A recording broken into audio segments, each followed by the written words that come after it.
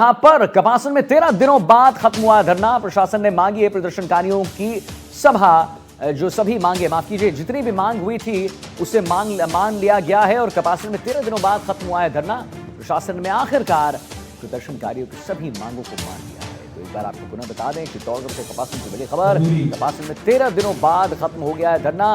प्रशासन ने आखिरकार प्रदर्शनकारियों की सभी मांगों को मान लिया है। इस वक्त की बड़ी खबर चित्तौड़गढ़ से आ रही है। कपासन में 13 दिन से धरना जारी था। आपको लगातार तस्वीर हम दिखा रहे हैं। हनुमान बेनीवाल की एंट्री हुई थी और एंट्री के बाद हनुमान बेनीवाल साहब ने कहा था कि अगर 20 मिनट में हमारी मांगे नहीं मानते हो तो फिर क्या होगा, कूच होगा।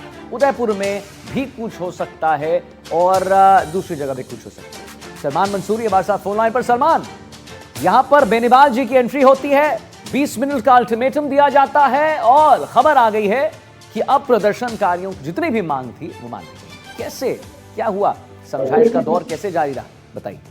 पूरे मामले में जिसमें प्रशासन ने पूरे जो मांगे थी पांचों मांगे वो पूरी मान ली गई है और अभी जो 13 दिन से जो धरना चल रहा है वो समाप्त हो गया है।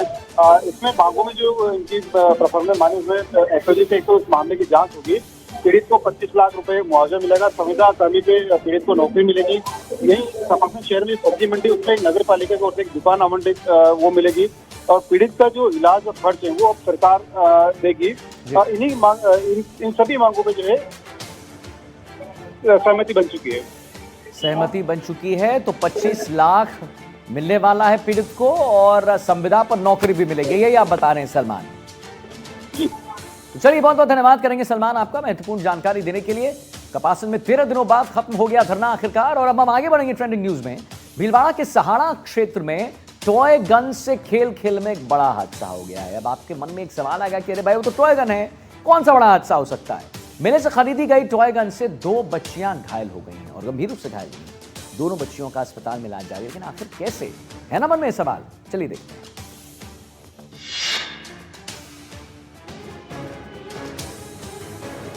खेल खेल में कभी कभी बच्चे ऐसी हरकत कर जाते हैं कि जान खतरे में आ जाती है।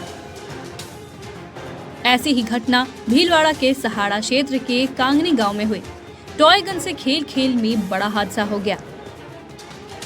दरअसल मेले से खरीदी गई ये टॉय गन से 2 बच्चियां घायल हो गई हैं। जी हां, दोनों मासूम का भीलवाड़ा चिकित्सालय में इलाज भी जारी है। बताया जा रहा है कि कंगनी गांव में मेले से लाई गई कोई टॉय गन से 4 बच्चे खेल रहे थे। एक बच्चे ने शरारत करते हुए साइकिल के पहिए में लगने वाले छर्रों को टॉय गन के अंदर ही भर डाला और उसके बाद फिल्मी अंदाज में बच्चा गन चलाने लगा, लेकिन गन से निकले छर्रे मासूमों के सर और पीठ पर जा लगे, जिससे दोनों बच्चियां गंभीर रूप से घायल हो गईं। फिलहाल दोनों बच्चियों का अस्पताल में इलाज चल रहा है।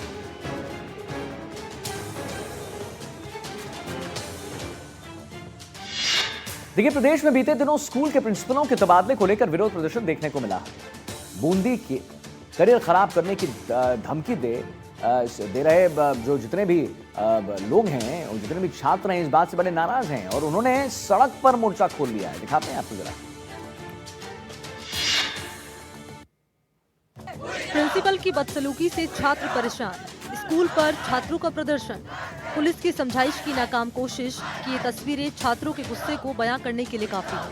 बूंदी के सीतापुर गांव में स्कूली छात्रों ने चक्का जाम कर प्रिंसिपल के खिलाफ आवाज बुलंद की। छात्रों ने जवाहर नवोदय स्कूल के बाहर जमकर प्रदर्शन किया और प्रिंसिपल पर गंभीर आरोप लगाया। छात्र कह रहे हैं कि प्रिंसिपल बदसलूकी कर करियर खराब करने की धमकी देते हैं। अब हम चाहते हैं कि इनको हटाओ, नहीं हटेंगे तो हम भी नहीं हटेंगे। पानी नहीं आता एनी टाइम, बच्चे का अगर लूज मोशन हो जाए तो वो क्या करेगा, वो वैसे ही खुला छोड़ के जाते हैं, जिससे लास्ट बेड वालों का बहुत प्रॉब्लम होती है और मच्छरों की आती है। तो इन्हें बोल दिया था कि टॉयलेट में पानी तो दिया करो कम से कम, ये बोल रहे हैं कि तुम्हारे घर से पैसा आता है। प्रिंसिपल के भविष्य खराब कर देने की धमकी से घबराए छात्रों पर अधिकारियों की समझाइश का कोई असर नहीं दिख रहा। छात्रों ने प्रिंसिपल को पद से हटाए जाने तक आंदोलन का ऐलान किया है। उधर चक्का जाम से लोगों को भारी परेशानी का सामना करना पड़ा। और कोटा से खबर आ रही है, जहां कोटा निवासी दंपत्ति से इंडोनेशिया में लूट की गई है। जी हां, पति पत्नी पर हमलावर लूट की वारदात जो है सामने आई है और हमला कर लूट हुआ इनके साथ। रुपए और मोबाइल के साथ दोनों का जो है पासपोर्ट भी छीन लिया गया। लूट के बाद हमलावर फरार हो गए हैं। इंडोनेशिया के बाली में वारदात को अंजाम दिया गया। कांग्रेस नेता जो हैं शर्मेश शर्मा ने विदेश मंत्रालय से इमरजेंसी सर्टिफिकेट जारी करने की मांग उठाई है। राष्ट्रपति भवन, महाधिवक्ता, मानवाधिकार आयोग और विदेश मंत्रालय मामला पहुंच चुका है। तो कोटा निवासी दंपत्ति से कोटा से हमारे साथ रिपोर्टर शाकिर अली जुड़ गए हैं।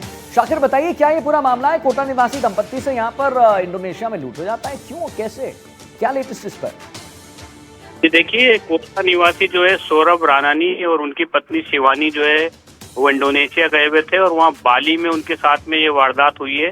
शुक्रवार को रात को ये वारदात हुई है। उसके बाद उन्होंने जो है इसकी रिपोर्ट भी दर्ज करवाई है और यहाँ पर अपने परिजनों को भी सूचना दी है। जिसके बाद में यहाँ पर कोटा बूंदी में जो है कांग्रेस के नेता हैं शर्मेश शर्मा, वो विदेश मंत्रालय से संबंधित जो परेशानियां होती है उसको लेकर के उनकी संस्था जो है काफी समय से कार्य कर रही है। तो उन्होंने ये इस पूरे मामले को लेकर के जो है अब उठाया है और उन्होंने ये पूरा मामला जो है राष्ट्रपति भवन, मानव अधिकार आयोग और विदेश मंत्रालय तक पहुंचा दिया है।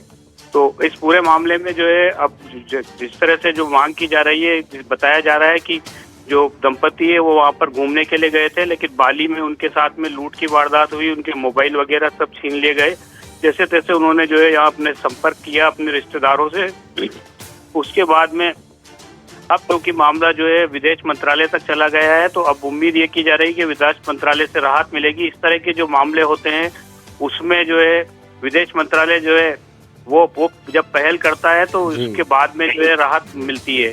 तो जो शर्मेश शर्मा है और उनकी जो संस्था है वो लगातार संपर्क में है विदेश मंत्रालय के और कोशिश ये की जा रही है कि भारतीय जो नागरिक है वो जो वहाँ पर दोनों जिनके साथ वारदात हुई है उनको सकुशल जो है वापस यहाँ पर लाया जाए। इसकी शिकायत उन्होंने इंडोनेशिया पुलिस में भी जो है उन्होंने दे दी है और भारतीय दूतावास से भी जो है उन्होंने संपर्क किया है, क्योंकि उनके पासपोर्ट भी छीन लिए गए हैं। तो उनको तत्काल इमरजेंसी सर्टिफिकेट जारी करने की मांग की जा रही है। अगर भारत सरकार की ओर से इमरजेंसी सर्टिफिकेट जारी किया जाता है तो फिर वो जो है जल्दी वापस अपने यहाँ पर अपने स्वदेश में आ सकते हैं। चलिए ठीक है शाकिर, बहुत बहुत धन्यवाद आपका महत्वपूर्ण जानकारी देने के लिए। तो यहाँ पर इंडोनेशिया में यहाँ पर उनके साथ जो है जमकर मारपीट हुई और लूटपाट का भी मामला सामने। अब आगे बढ़ते हैं।